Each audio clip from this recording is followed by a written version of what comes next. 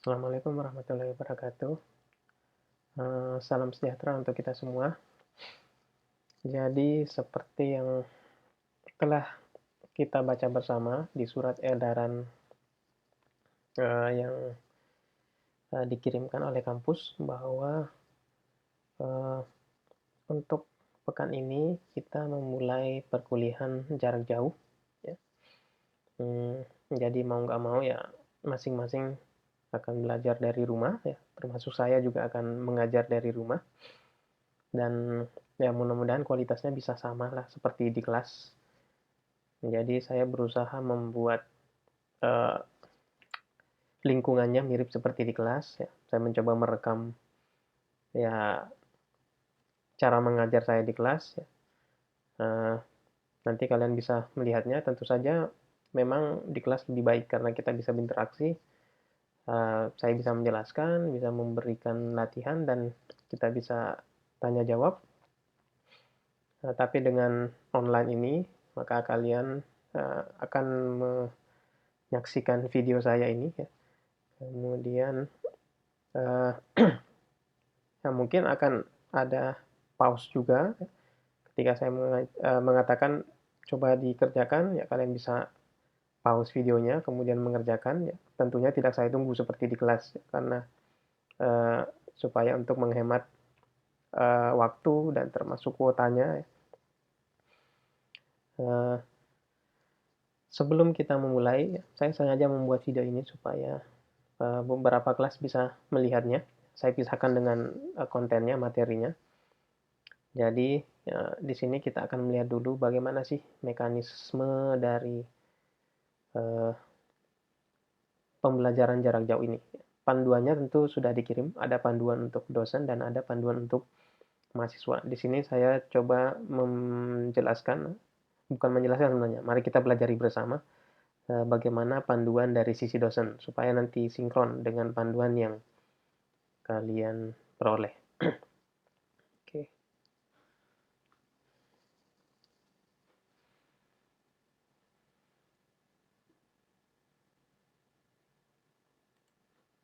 Oke, ini dia panduannya.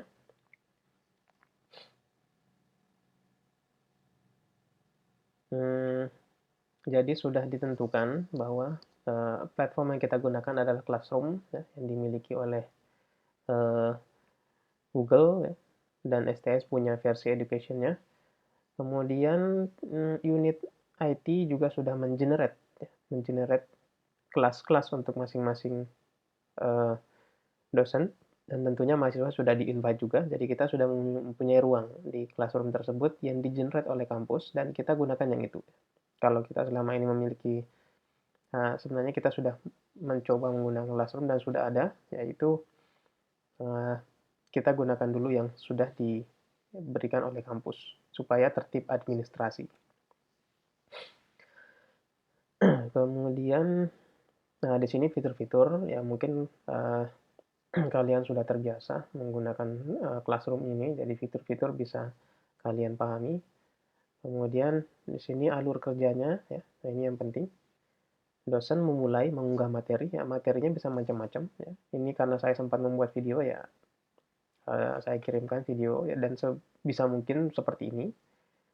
Nah, kalaupun tidak sempat mungkin dalam bentuk bahan atau slide yang lain ya. Kemudian oh ya, pertama jadwal kita tetap mengikuti yang ada di Sipadu. Nah, cuman bedanya ketika online ini kita memiliki keleluasaan waktu yang lebih panjang ya, dari pagi sampai dengan sore. Jadi dalam rentang sehari kita bisa menyelesaikan kuliah tersebut. Gitu. Jadi saya bisa memulainya bisa saja pagi ya, bisa siang. Memulai maksudnya di sini mengunggah materinya gitu ya. Kalian juga bisa mempelajarinya bisa pagi ya, bisa siang ataupun bisa sore.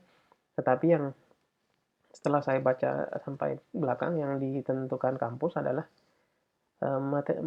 masalah absensinya ya. Absensinya kalian harus melakukan absensi maksimal dalam satu hari itu ya. Jadi jangan melakukan absensi esok harinya.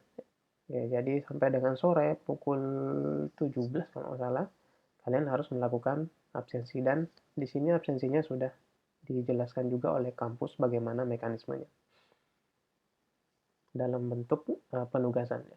Kemudian dengan adanya PJJ ini, karena interaksi kurang, diharapkan dosen juga memberikan tugas, ya, tugas mandiri yang kalian bisa kerjakan. Jadi saya coba memberikan tugas, dan seperti sebelum-sebelumnya memang ketika kita selesai pembelajaran, saya sering memberikan tugas, gitu ya.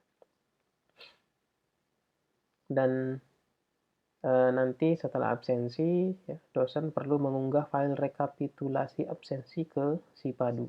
Jadi saya akan menarik absensinya itu dalam sehari tersebut. Jadi kalau sudah besok harinya itu sudah terhitung telat, ya. Jadi jangan sampai lupa untuk melakukan absensi, ya. Dan dosen akan mengupload rekapitulasi file absensi tersebut ke Sipadu. Itu bukti kehadiran kalian, pengganti handkey di kelas, ya. Oke, kita lihat selanjutnya. Ya, selanjutnya adalah fitur-fitur Classroom. Ya, di sini ada setelan untuk menonaktifkan notifikasi. Ya.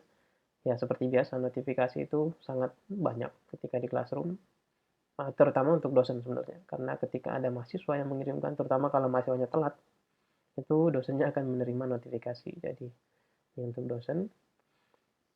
Kemudian membuat pertemuan. Nah, ini seperti biasa,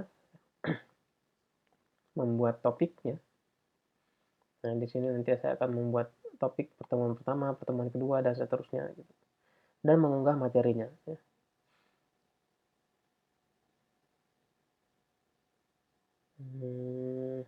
Oke, ini masih terkait dengan pengunggahan materi, ya.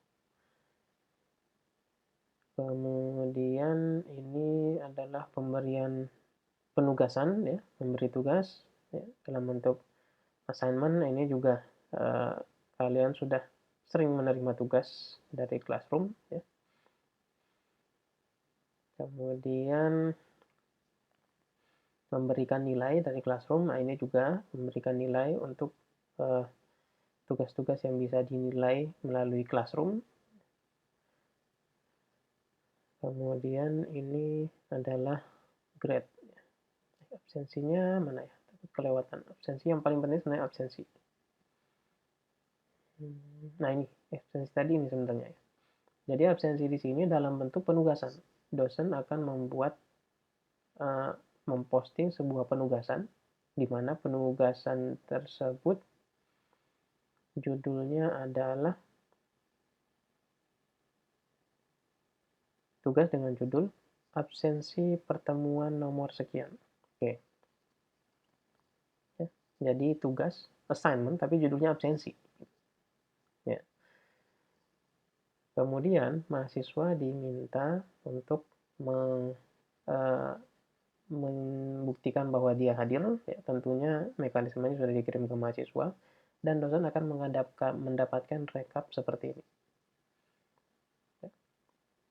Oke, jadi fitur penugasan ini dimanfaatkan untuk sekaligus untuk melakukan presensi virtual. Nah, di sini akan kelihatan mahasiswa yang melakukan presensi dengan cara mengupload tugas. Dan ini akan ditarik oleh dosennya. Saya akan tarik data-data ini, bentuknya kira-kira seperti ini, dan akan di-upload ke Sipadu, di mana fiturnya sudah disiapkan untuk dosen. Di sini yang selesai berarti dia hadir, gitu ya. Oke, jadi pastikan ini adalah pengganti presensi, jangan sampai terlewat. Nah, kira-kira itu untuk panduannya. Untuk panduan mahasiswa, kalian tentunya lebih paham. Dan selanjutnya kita masuk ke materi, ya. Tiap pertemuan akan diposting materinya sesuai dengan jadwal yang ada di Sipadu. Postingnya tidak harus sesuai dengan sesinya, bisa saja pagi, siang, ataupun sore. Ya, tentunya kalian akan mendapatkan notifikasi, kalian bisa mempelajari dan melakukan presensi serta mengerjakan tugas-tugasnya. Oke, seperti itu kira-kira. Selanjutnya silakan memeriksa Classroom-nya untuk mendapatkan materinya. Oke, tetap semangat. Semoga dengan online ini tidak mengurangi kualitas pendidikan kita. Oke, terima kasih. Assalamualaikum warahmatullahi wabarakatuh.